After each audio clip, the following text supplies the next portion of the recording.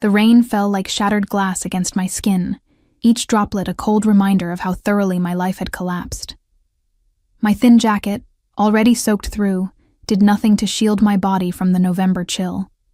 But it wasn't my own discomfort that brought tears streaming down my face, mixing with the rainwater. It was the sound of my 6-month-old daughter Emma whimpering against my chest, despite my desperate attempts to keep her dry beneath the small awning of the closed pharmacy. "Shh, baby girl. Everything's going to be okay," I whispered, knowing it was a lie. Nothing was okay. Not since Ryan had emptied our shared account 3 days ago, disappearing with every penny we had saved. Not since the landlord had changed the locks this morning after months of Ryan's broken promises about the overdue rent. Not since I discovered that my boyfriend, my daughter's father, had been gambling away our future for months. I'd spent the last 8 hours wandering the streets of Boston, carrying everything we had left in a single backpack. Some diapers, a change of clothes for Emma, her favorite stuffed rabbit, and my now useless nursing certificate. The women's shelter had been full. My only friend in the city was visiting her parents in Ohio, and my own parents, well, they had made it clear when I got pregnant that I was on my own. So here I stood, 23 years old, clutching my daughter to my chest, both of us soaked and shivering as night fell and the temperature dropped. Emma's crying grew louder, more desperate, and something inside me finally broke. "I'm sorry, baby. I'm so sorry," I sobbed, sliding down against the wall until I sat on the wet concrete, cradling my daughter as we both cried in the rain. The few pedestrians hurrying by with umbrellas averted their eyes. In this wealthy downtown district, we were an inconvenience, a reminder of failure they'd rather not acknowledge. I don't know how long I sat there, my body curled around Emma's tiny form, when the rain suddenly stopped hitting us. At least, that's what I thought until I looked up and saw that the rain hadn't stopped at all. It was being blocked by an umbrella, a large black umbrella held by a gloved hand.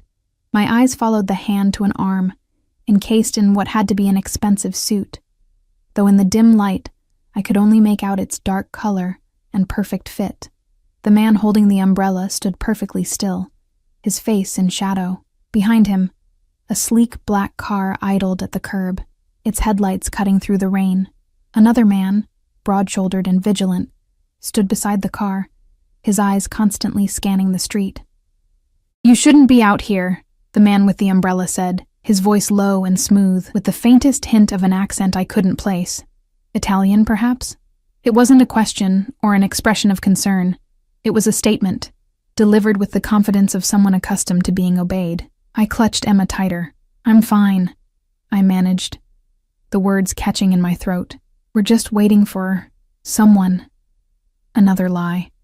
He shifted slightly, and the light from the pharmacy sign caught his face. My breath hitched. He was older than me, mid-30s maybe, with sharp features that seemed carved from marble, dark hair, slightly damp at the temples despite the umbrella, a strong jawline shadowed with perfect stubble. But it was his eyes that held me captive, dark as midnight and just as fathomless, studying me with an intensity that made my skin prickle.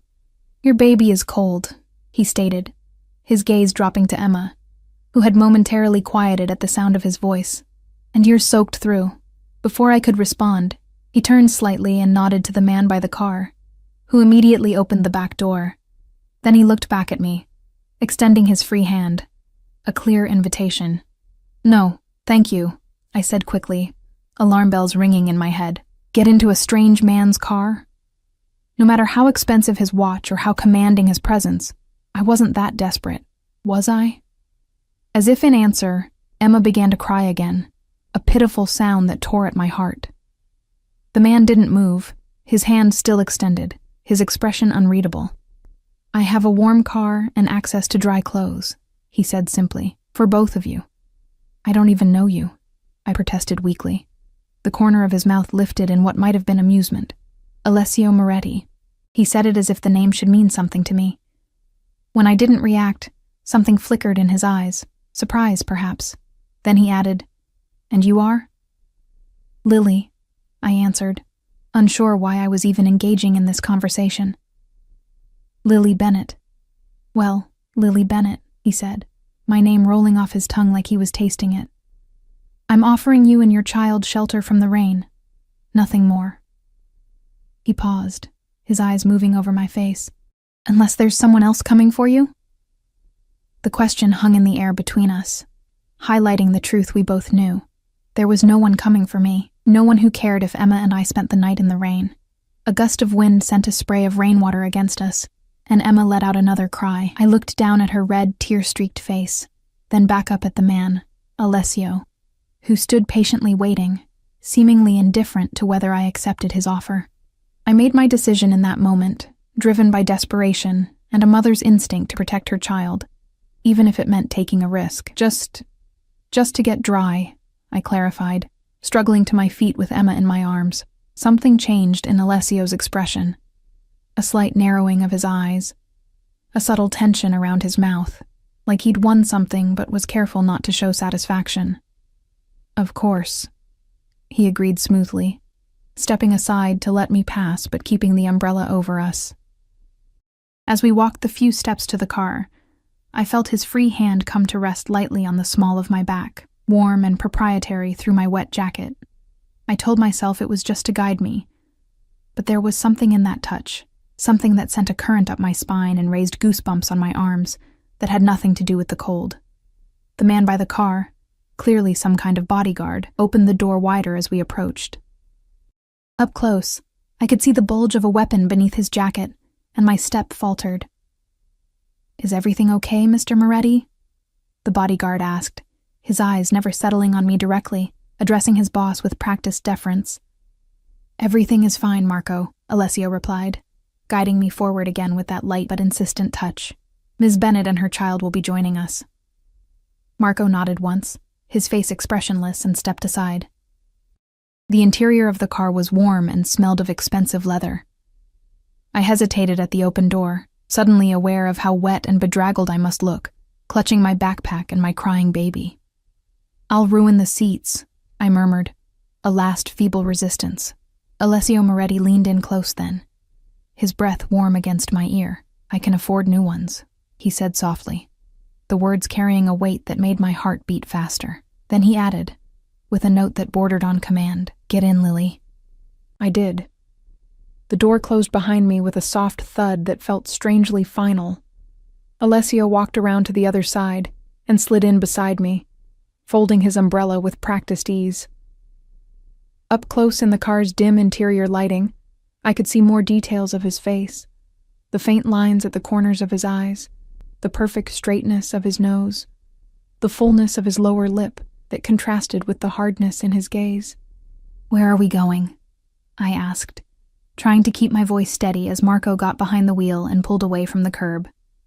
"Somewhere safe," Alessio replied, his attention now on Emma, who had begun to quiet down in the warmth of the car. "Your daughter is beautiful." It wasn't said as a compliment, but as another statement of fact. "How old?" 6 months, I answered automatically, then wondered why I was giving this stranger information about my child. Yet somehow, in the warmth of the car with the rain pattering against the windows, the situation felt less threatening than it should have. "And her father?" Alessio asked, his tone casual, but I didn't miss the sharpening of his gaze. The question hit like a punch to the gut. "Not in the picture," I said tersely, looking away. A short silence followed. Then, "I see." Those 2 simple words contained a multitude of meanings I couldn't begin to decipher.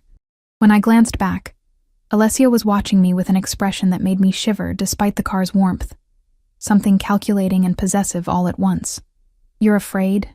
he observed. Again, not a question. "I'm not—" "Don't lie to me, Lily," he interrupted, his voice soft but with an edge that made my protest die in my throat. "Not ever. Fear is natural, smart even, but unnecessary. Not with me." The car turned onto a street lined with high-end boutiques, all closed at this hour, their windows glowing softly in the rainy night.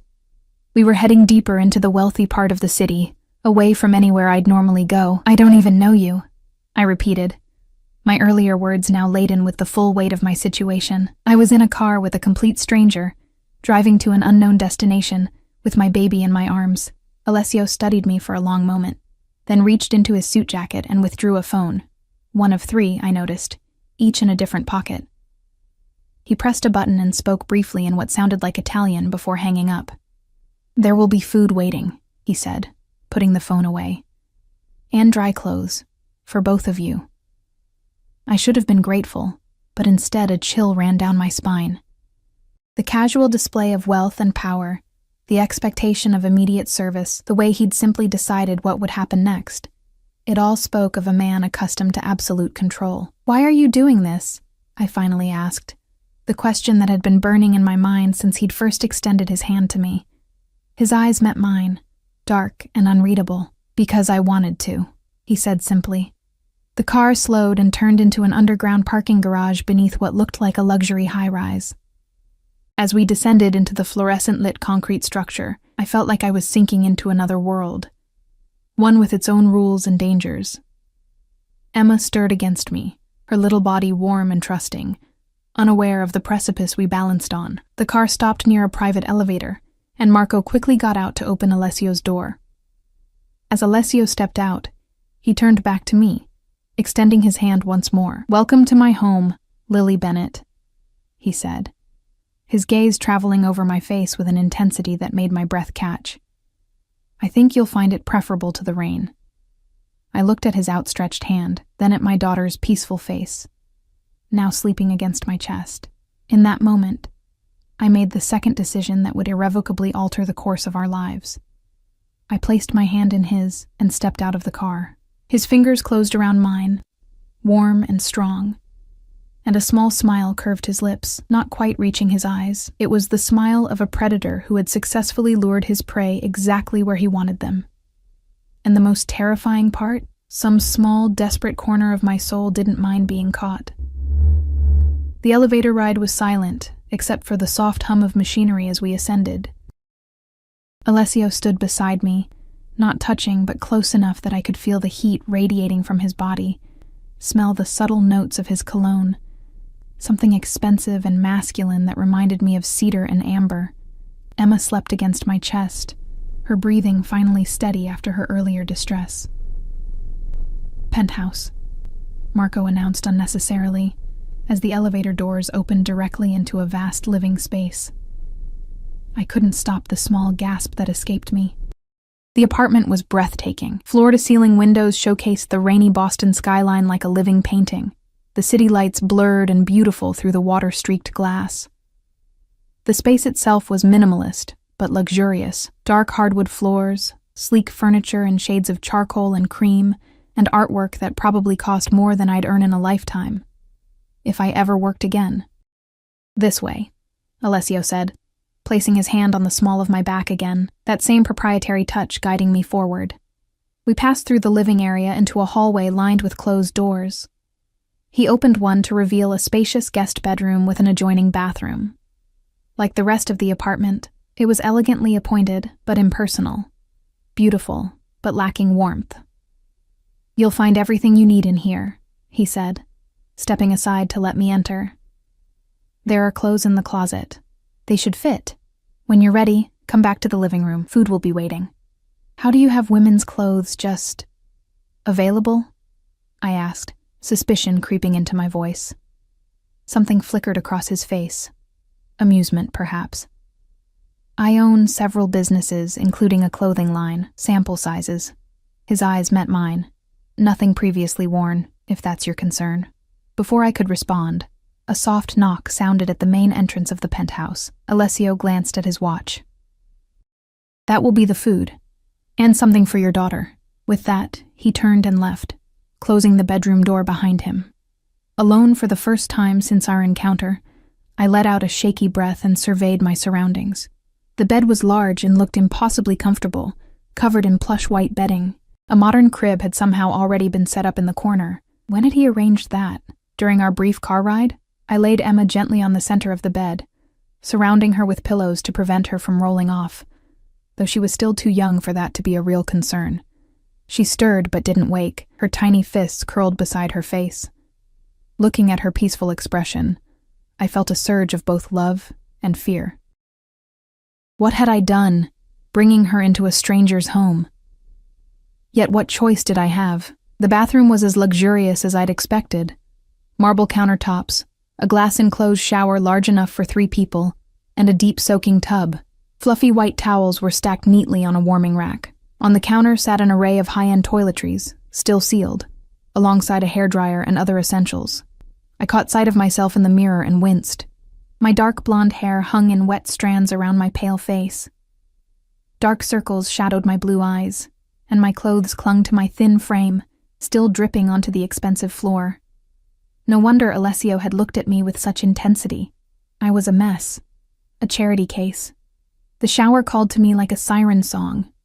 I left the bathroom door open to hear Emma if she woke and stripped off my wet clothes, letting them fall in a sodden heap on the floor. The hot water was blissful, washing away the chill that had seemed to sink into my bones. I used the shampoo and body wash, their unfamiliar scents enveloping me in luxury. Clean and wrapped in a towel, I returned to the bedroom to find a set of clothes laid out on a chair that hadn't been there before. Silk pajamas, underwear with the tags still attached, and a plush robe. All in my size, as promised. The thought that someone had entered while I showered, while Emma slept, sent a shiver down my spine. I dressed quickly, then attended to Emma.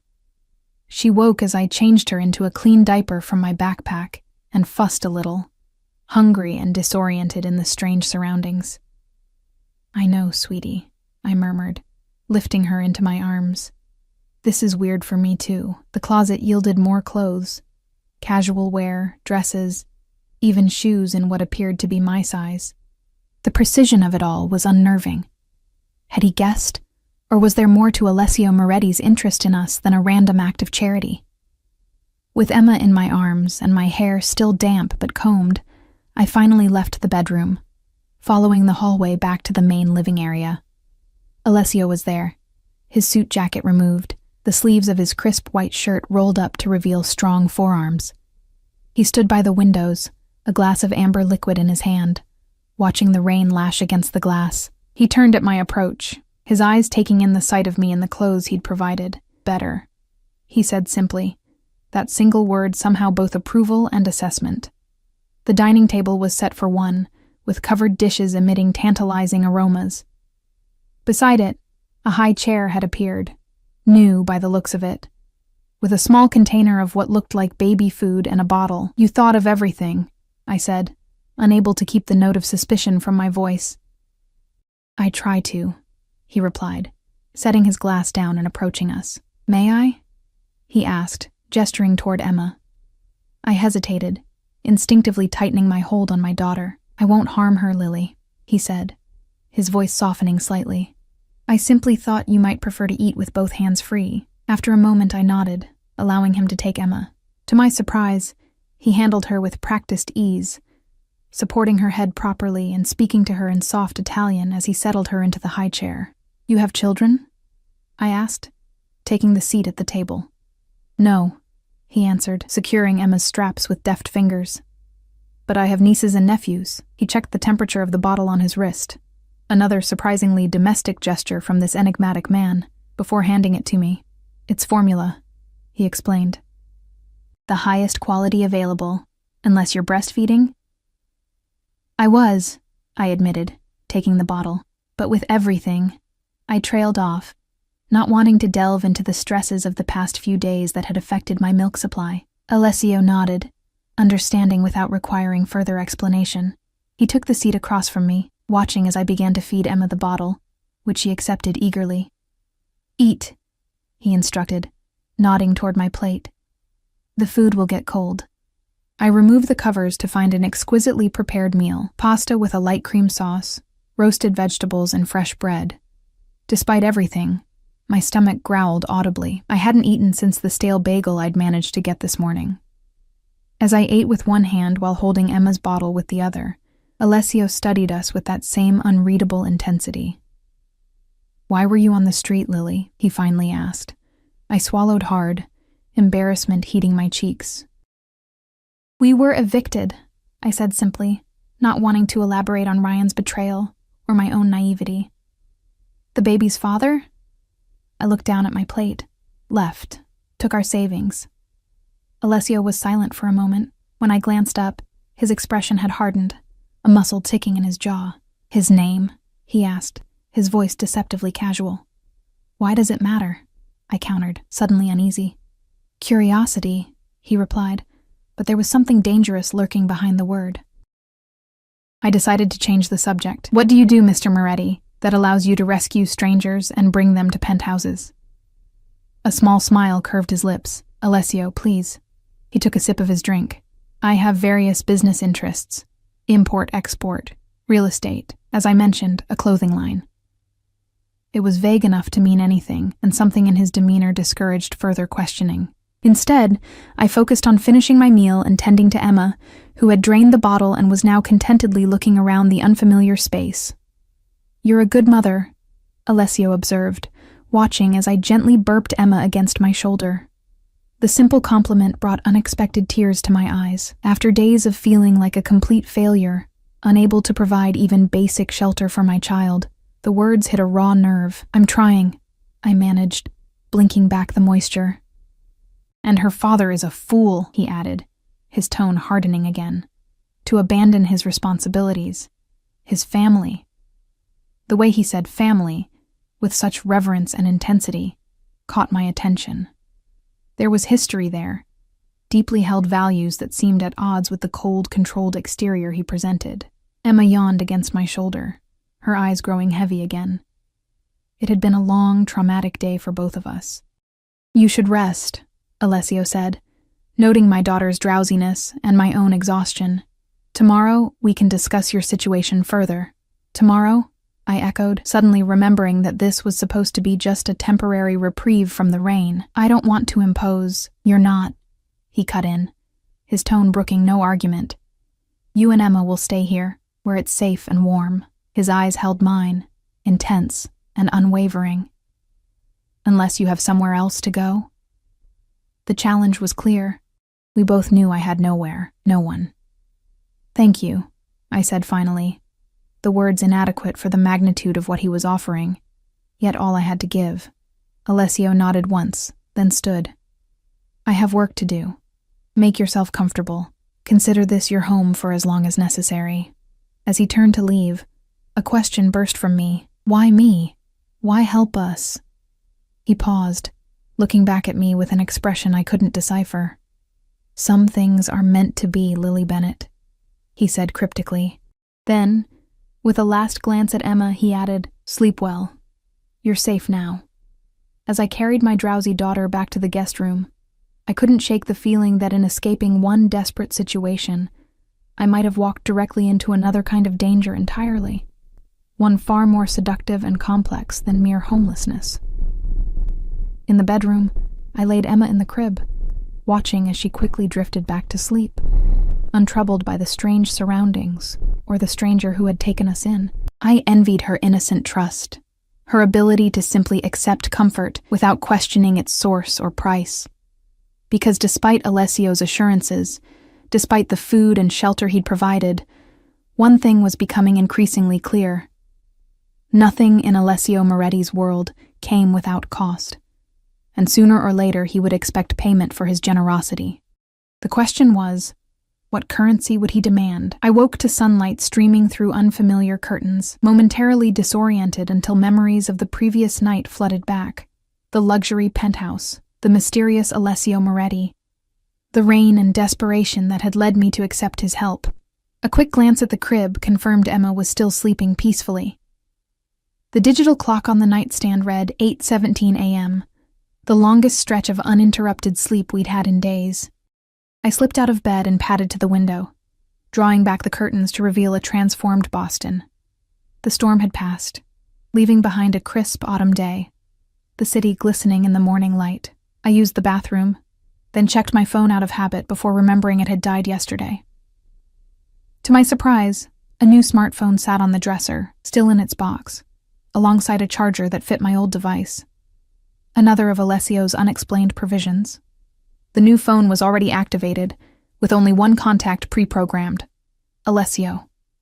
The implications of this, that he expected me to call him, that he wanted a direct line to me, sent a shiver down my spine. Emma stirred in her crib, making the soft cooing sounds that signaled she was waking up. I lifted her, breathing in her sweet baby scent, and changed her diaper using the supplies from my backpack.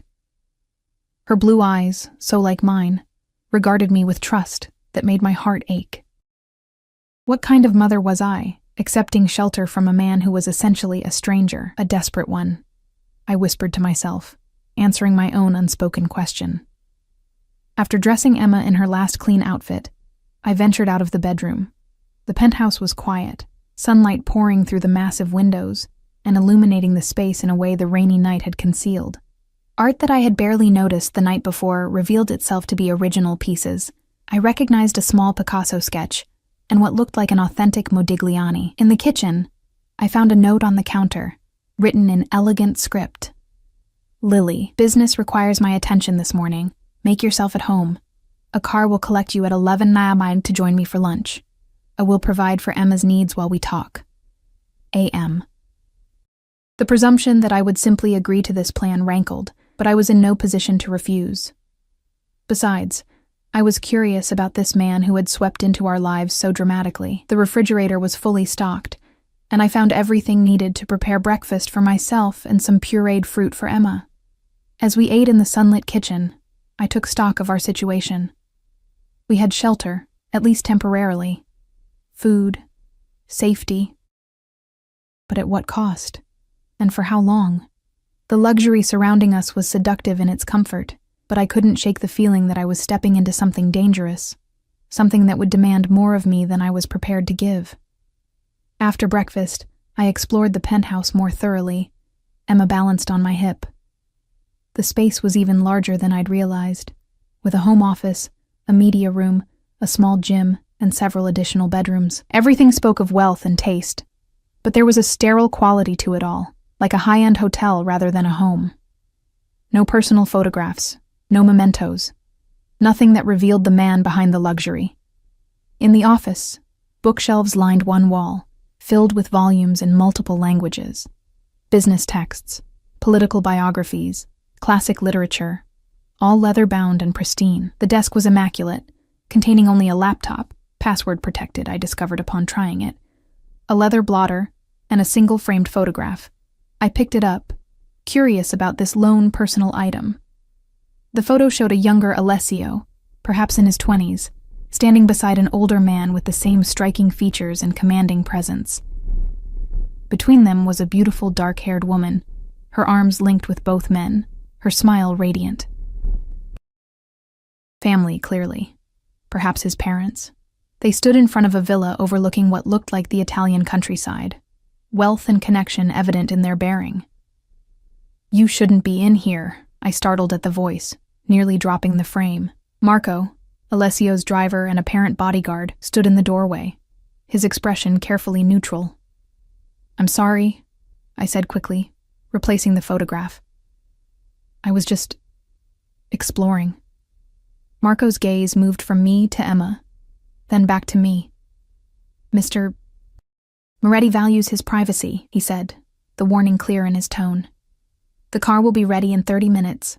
I suggest you prepare yourself and the child." He turned to leave, then paused.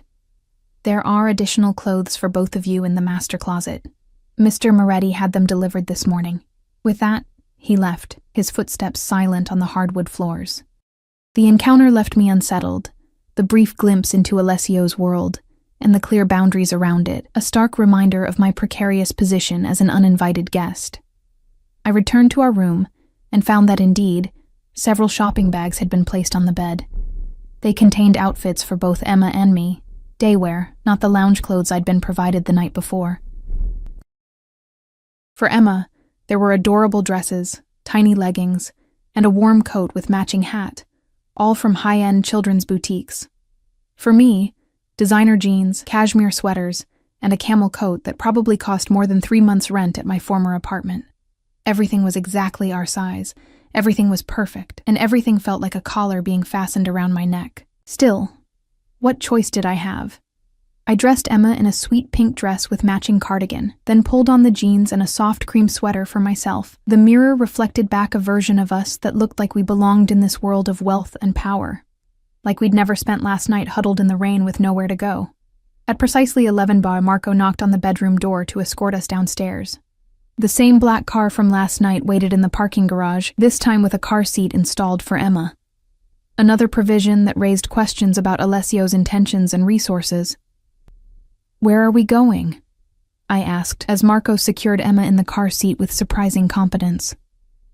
"Mr. Moretti is at La Terrazza," he replied, naming what I knew to be one of the most exclusive restaurants in Boston. "It's a private dining room." Of course it was. The drive took us through the upscale Back Bay neighborhood, past boutiques and cafes where well-dressed people enjoyed the sunny autumn day.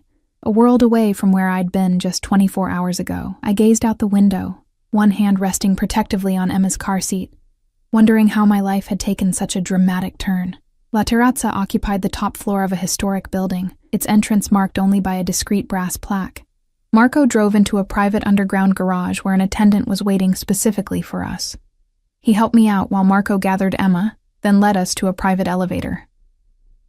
"Mr. Moretti is expecting you," the attendant said, pressing a keycard to the elevator panel. Top floor.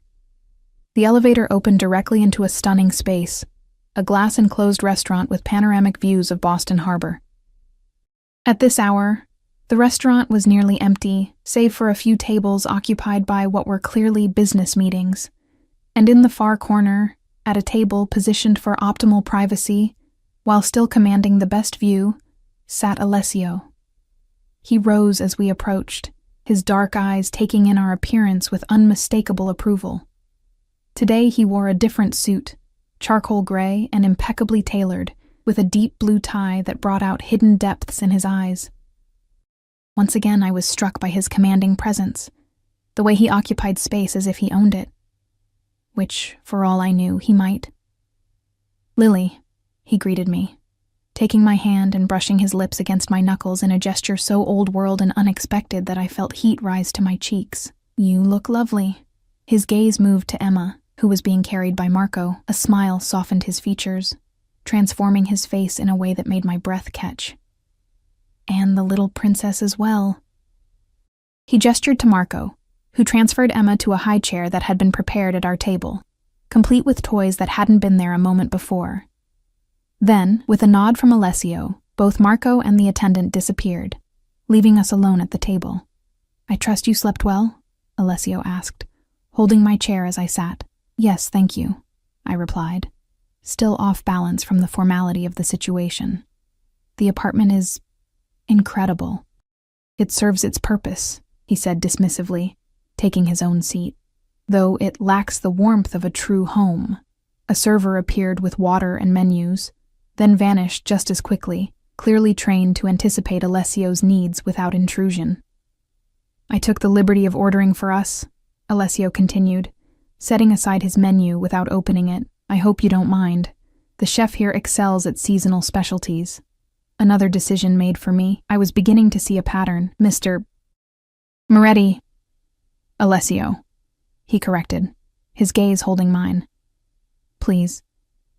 "Alessio," I amended.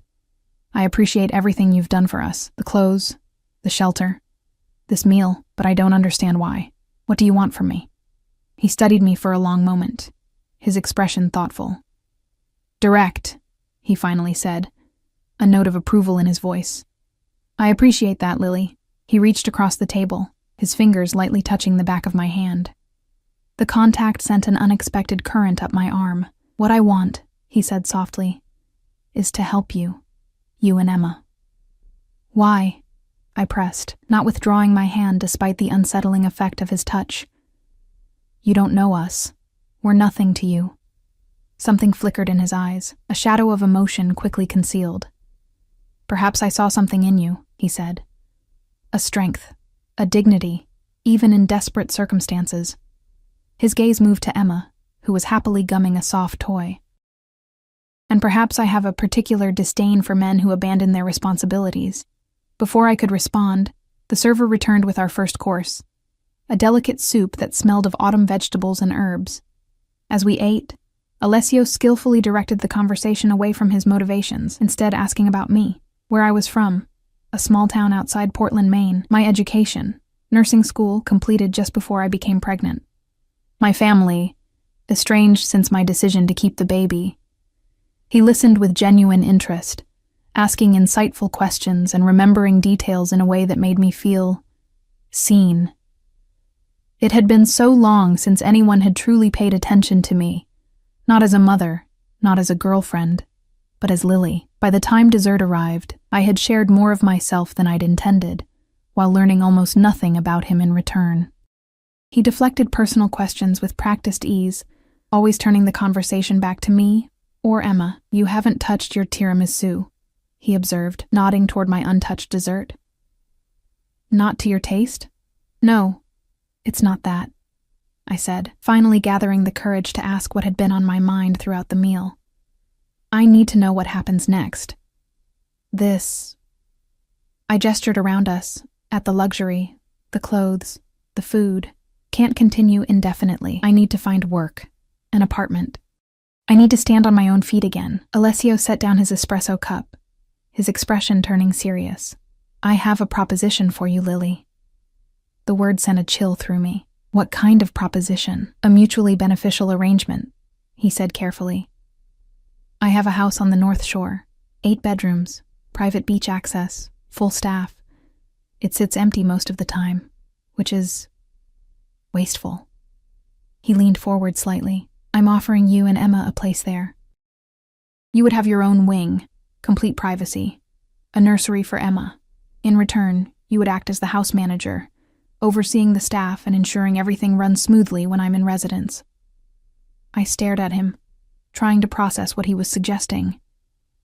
"You want me to be your housekeeper?" A smile tugged at the corner of his mouth. "A house manager is several steps above a housekeeper, Lily. You would have staff reporting to you, a substantial salary, health insurance for both you and Emma, and a chance to rebuild your life in safety and comfort." It sounded too good to be true, which meant it probably was. "And what else would you expect from this arrangement?" I asked bluntly. His eyes darkened, understanding my implication immediately. "Nothing you aren't willing to give," he replied, his voice low. "I'm not offering charity, Lily. I'm offering opportunity. What develops between us beyond that? Well, that would be up to you." The drive to the North Shore estate took just under an hour, following winding coastal roads that revealed glimpses of the Atlantic between old-growth trees blazing with autumn colors. Emma had fallen asleep shortly after we left Boston, lulled by the car's motion and a full stomach. I sat in silence beside Alessio, still processing his proposition and my own shocking decision to accept it. "You're quiet," he observed, his gaze on the passing scenery. "I'm trying to understand why I said yes," I admitted, watching the play of sunlight through the trees. "Everything is happening so fast." "Sometimes life changes in an instant," he replied. His hand rested on the seat between us, close but not touching mine. "One moment. One decision can alter everything that follows." I thought about the moment I'd decided to get into his car last night, the desperation that had driven me to trust a stranger. "I don't have much choice," I said softly. His eyes turned to me then, sharp and assessing. "Everyone has choices, Lily. You chose your daughter over an easier path when you decided to keep her. You chose her well-being over your pride when you accepted my help." A pause. "These aren't the actions of someone without choices. They're the actions of someone with priorities." Before I could respond, the car turned between imposing stone gates, a discreet security camera tracking our movement. We followed a long, curved driveway bordered by manicured gardens, autumn flowers still in bloom despite the season's advance, and then the house came into view, and I couldn't suppress a gasp. House was an understatement. The structure before us was a mansion in the classic New England style, 3 stories of weathered gray stone and white trim, with multiple gables and a sweeping front porch. Floor-to-ceiling windows reflected the afternoon sunlight, and ivy climbed portions of the facade, its leaves turning scarlet with the season. "This is yours?" I asked, knowing the answer but still struggling to reconcile this display of wealth with the man beside me. "One of my properties," Alessio replied, a hint of something like self-consciousness in his tone. "The staff has been preparing for your arrival." We pulled up to the front entrance, where a small group awaited us, an older woman in a housekeeper's uniform, a middle-aged man in a suit, and 2 younger staff members. They stood at respectful attention as Marco opened Alessio's door, then came around for mine. I lifted Emma carefully, trying not to wake her as I emerged from the car.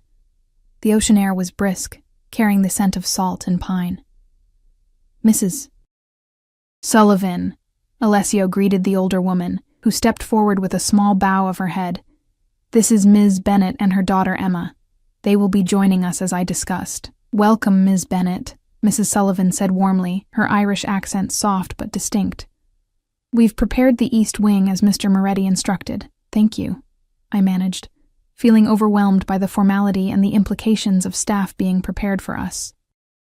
How long had Alessio been planning this? Had he somehow engineered our meeting in the rain? Or was it truly the chance encounter he'd presented it as? "This is Mr. Hayes, the groundskeeper," Alessio continued, introducing the middle-aged man, "and Sarah and Thomas, who assist with household duties." Each nodded respectfully, their eyes curious but carefully neutral as they regarded Emma and me. "Mrs. Sullivan will show you to your rooms," Alessio said. "I have some business to attend to in my study." He turned to me, his voice lowering slightly. "Join me for dinner at 7? We can discuss the details of your position then." It wasn't really a question, despite its phrasing.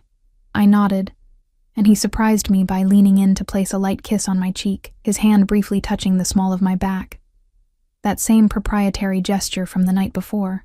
It felt like a statement to the staff, a marking of territory that sent warmth spreading across my skin. Without another word, he disappeared into the house, leaving me with Mrs. Sullivan and my sleeping daughter. "If you'll follow me, Ms. Bennett," the housekeeper said, gesturing toward the entrance. The interior of the house matched its exterior grandeur, soaring ceilings, hardwood floors gleaming with polish, and tasteful antique furniture mixed with modern pieces. We passed through a grand foyer, down a hallway lined with landscape paintings, and into what Mrs. Sullivan called the East Wing. "Mr. Moretti had these rooms renovated last year, but they've hardly been used," she explained, as she opened double doors to reveal a suite that took my breath away. A sitting room with comfortable furniture in shades of blue and cream led to a spacious bedroom with a 4-poster bed. Floor-to-ceiling windows overlooked a private garden, and beyond it, the ocean.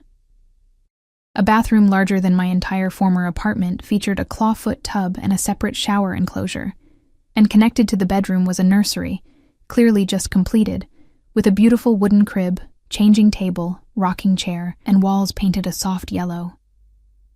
"Mr. Moretti had the nursery expedited when he called this morning," Mrs. Sullivan said, noticing my shock as I took in the perfectly appointed space.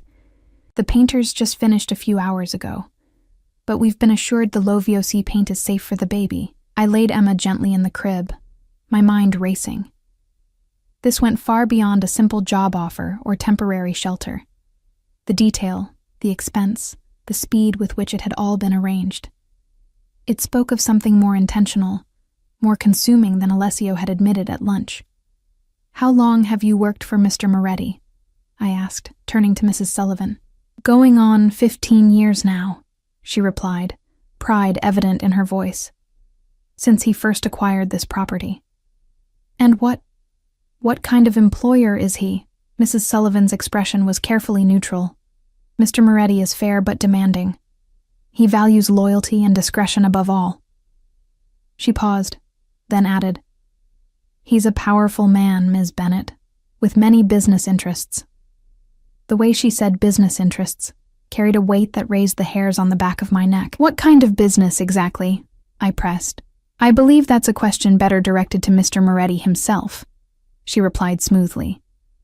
"Now, shall I have a light meal sent up for you? You must be tired from the journey, and you'll want to rest before dinner." I recognized the deflection for what it was, and didn't push further. "Yes, thank you. That would be nice." After Mrs. Sullivan left, I sat in the rocking chair beside Emma's crib, watching her sleep peacefully in this new, luxurious environment. So different from where we'd been just 24 hours ago. The speed of the change was dizzying, like being caught in a current too strong to fight. What did I really know about Alessio Moretti?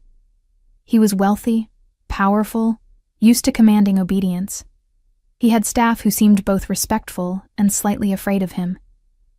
He could arrange for an entire nursery to be completed in hours, and he had taken one look at a homeless woman and her baby in the rain and decided to bring them into his world. Why? The question haunted me as I unpacked the few belongings from my backpack, placing them in the expansive closet already filled with new clothes for both Emma and me. It haunted me as I showered in the luxurious bathroom, using products that probably cost more than a week's salary from my old nursing job. It haunted me as I dressed for dinner in a simple black dress I found hanging in the closet, my size, my style, but far more expensive than anything I'd ever owned. By the time a soft knock at the door announced it was 7:15, I had formulated a plan. I would accept Alessio's offer of employment. I had little choice with winter approaching and no resources of my own, but I would maintain boundaries. I would save money, and I would watch and learn until I understood exactly what kind of man had swept into our lives with such calculated generosity. Sarah, the young woman from the welcoming committee, had been assigned as Emma's nanny for the evening. She arrived with impeccable references and a warm smile, immediately putting me at ease, despite my natural reluctance to leave my daughter with a stranger. "Mr. Moretti is waiting in the library, Ms. Bennett," she informed me after I'd given her detailed instructions about Emma's routine. "Thomas will show you the way." The young man in question stood respectfully in the hallway, ready to guide me through the labyrinthine house. We walked in silence through corridors lined with artwork and antiques, eventually reaching a set of mahogany doors. Thomas knocked once, then opened the door without waiting for a response. "Ms. Bennett, sir," he announced, then stepped aside to let me enter. The library was breathtaking. 2 stories of bookshelves accessed by a rolling ladder, a massive stone fireplace where flames crackled against the evening chill, and leather furniture that looked both expensive and well-used. Alessio stood by one of the tall windows, a glass of wine in his hand, silhouetted against the twilight sky. He turned as I entered, and something flickered across his features, a momentary break in his composed expression that might have been appreciation or something deeper. He had changed for dinner into dark slacks and a charcoal sweater that softened his usual formal appearance without diminishing his aura of authority. "Lily," he said, setting down his glass and crossing to where I stood. "You look beautiful." "Thank you," I replied, fighting the warmth that threatened to color my cheeks. "This house is remarkable. It was my first major purchase in America," he said, gesturing for me to sit on one of the leather sofas, a statement of intent, I suppose. He poured a glass of red wine from a decanter on a side table and offered it to me. I accepted, taking a small sip. It was rich and complex, clearly expensive. "Intent to do what?" I asked, watching him over the rim of my glass. He smiled slightly. "To build something lasting, something meaningful." He sat across from me, his posture relaxed but still somehow commanding the space. "Which brings us to you, and your position here." I straightened, reminding myself this was a job interview, despite the unusual circumstances and setting. "Yes. You mentioned a house manager role?" "Indeed." He leaned forward, elbows on his knees, studying me with those dark, perceptive eyes. "The staff here is small but efficient. Mrs. Sullivan oversees the domestic arrangements. Hayes manages the grounds and security, and there are a few others who come in as needed. What they lack is coordination, especially when I'm in residence, which is increasingly frequent." "And you think I can provide that coordination?" I asked skeptically. "I don't have experience managing household staff." "You were a nurse," he countered. "You understand systems, procedures, the importance of attention to detail. And you have something more valuable than experience, intelligence and adaptability." He smiled slightly. "I saw how you assessed the situation last night, weighed your options, made a calculated decision despite your fear. The reminder of our first meeting, of my desperation and vulnerability, brought heat to my cheeks. I didn't have many options. Everyone has options, Lily," he repeated his earlier words, his gaze intensifying. "You chose the one that would best protect your daughter. That kind of clear-sighted decision-making is exactly what I need." He reached into a drawer in the side table and withdrew a folder, which he placed on the coffee table between us. Your employment contract, he explained. Salary, benefits, expectations, all detailed. I think you'll find the terms generous. I opened the folder, my eyes widening at the figure listed as my monthly salary. It was more than triple what I'd made as a nurse. This is... I trailed off, scanning the rest of the document. Health insurance for both Emma and me. A car for my personal use, a savings account established for Emma's education. Fair compensation for the role, Alessio said simply. And before you ask, no. There are no expectations beyond what's outlined there. His eyes held mine. What develops between us personally is separate from your professional position. One doesn't depend on the other. I wanted to believe him. The salary alone would allow me to save enough to start over independently within months, to give Emma the security I'd failed to provide so far. Why me? I asked again, the question that had been burning in my mind since last night. Of all the people you could hire, why someone you found on the street with a baby?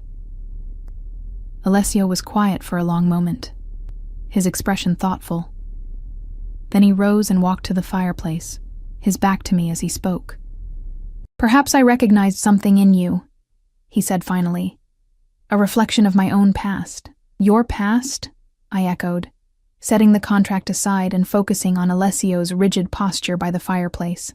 In the flickering light, shadows played across his features, emphasizing the sharp angles of his face. He turned, his expression carefully composed once more. Another time, perhaps. Tonight is about your future. He gestured toward the dining room adjoining the library. Shall we eat while we discuss the details? The deflection was obvious, but I let it pass, following him to an elegantly set table where 2 places had been arranged at one end of a surface that could have seated 20. Crystal glinted in the soft lighting, and fresh flowers scented the air.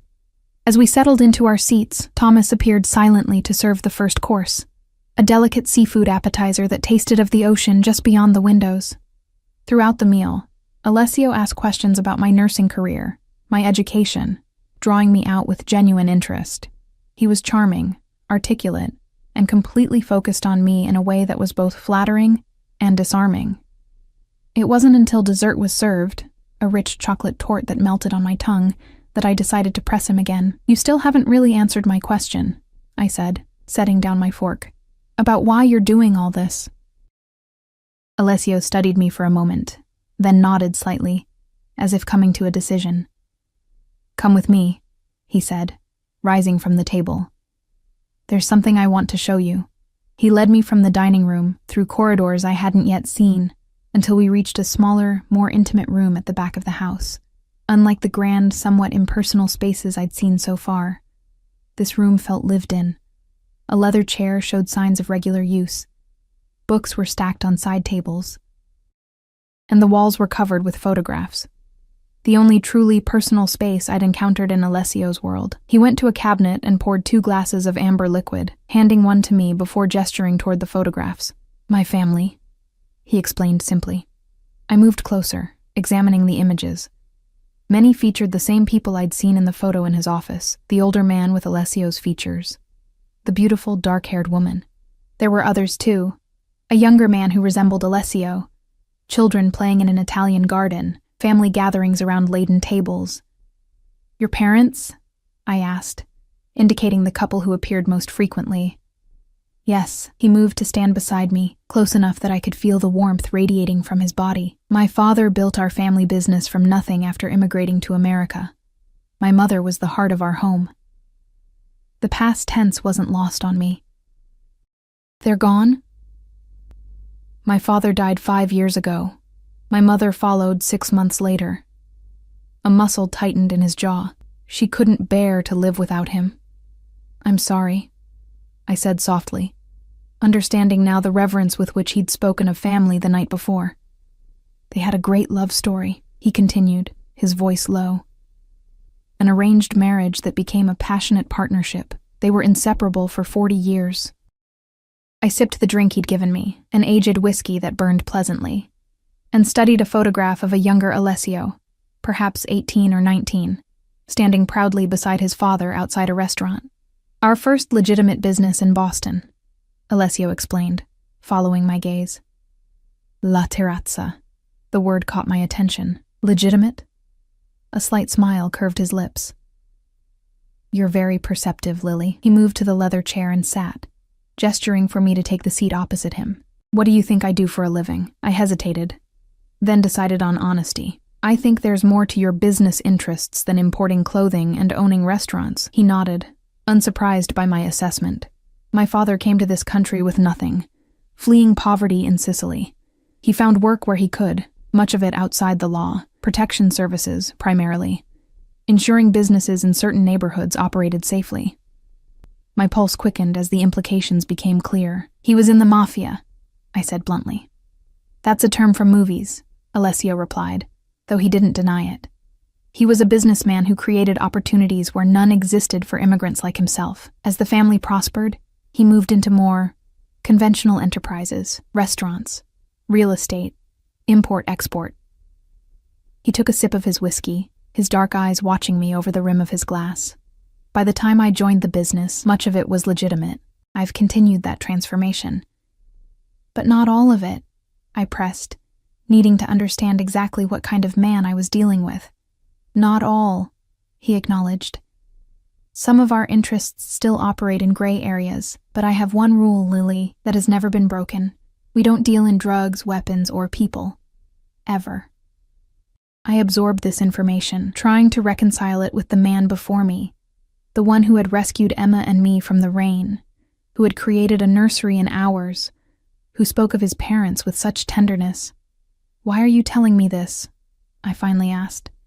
Because if you're going to be part of this household, you should know who I am.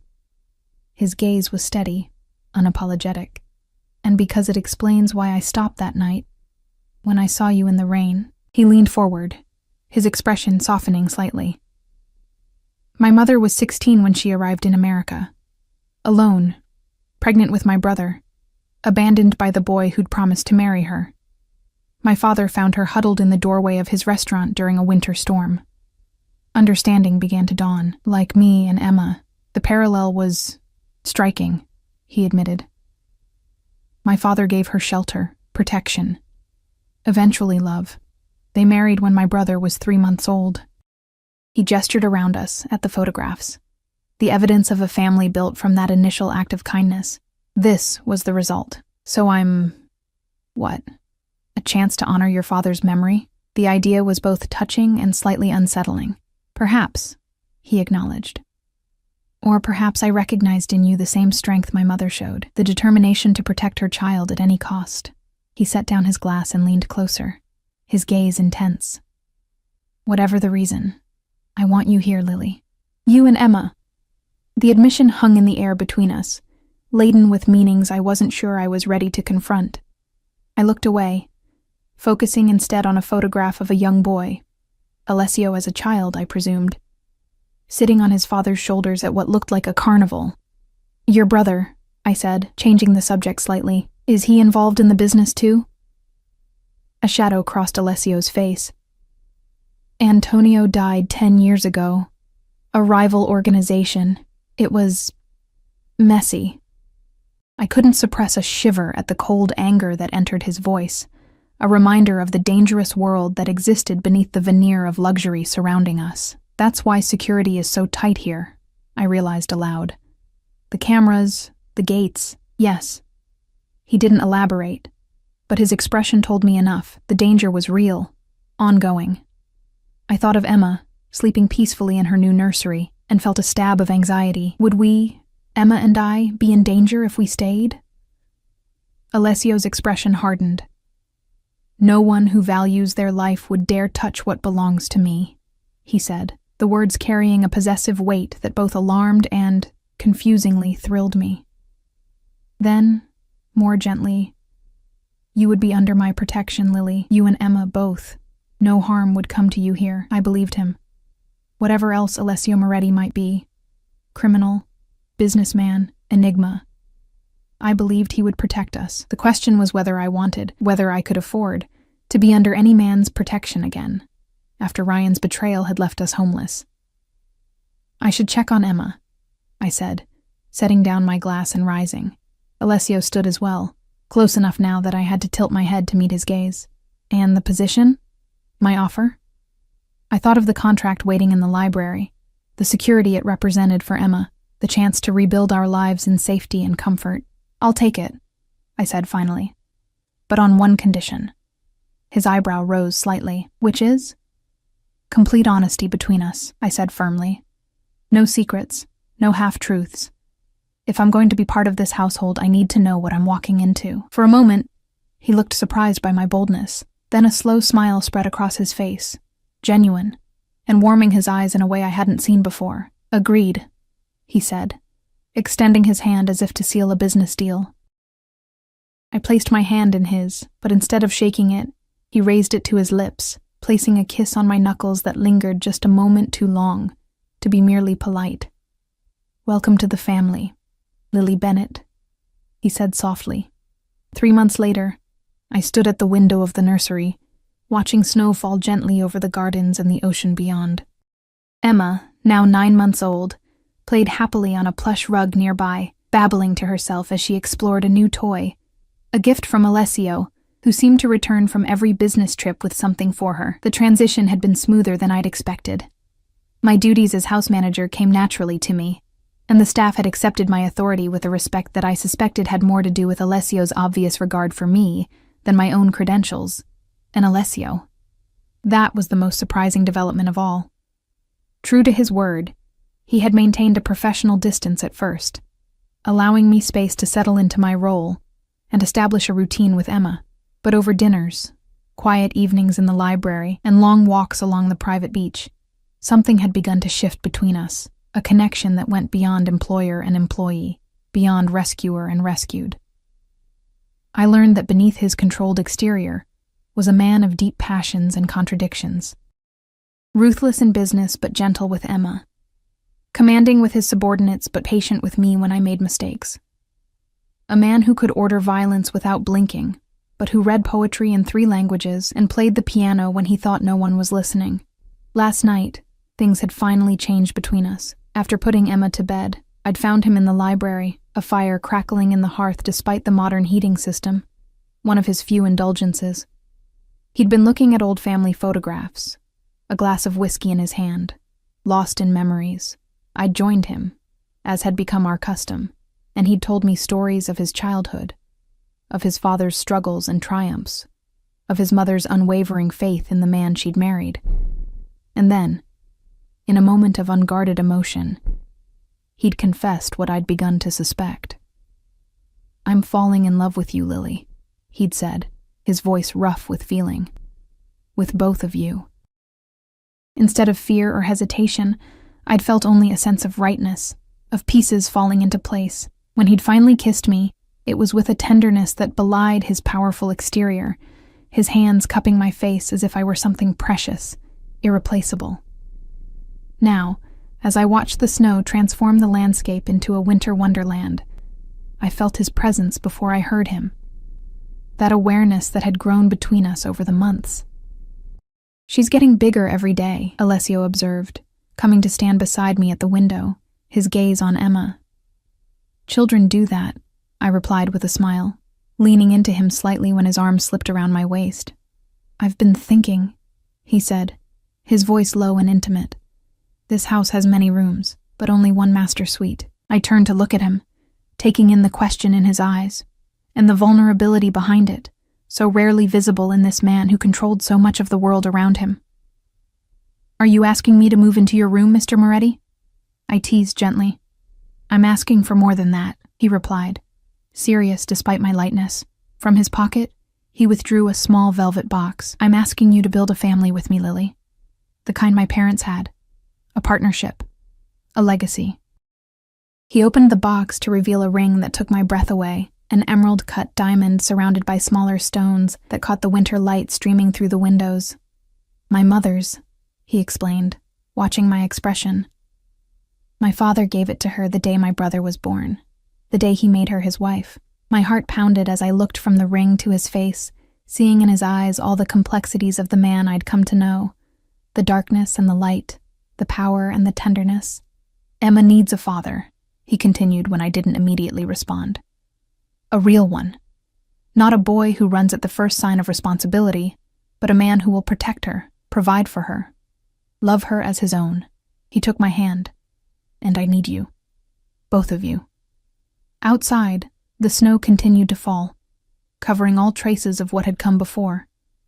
Inside, Emma laughed as she discovered she could stack her blocks into a precarious tower. And I found myself at another crossroads. Another moment where one decision would alter everything that followed. But this time, it wasn't desperation driving my choice. Yes, I said simply, watching as his expression transformed with a joy I'd never seen there before. As he slipped the ring onto my finger.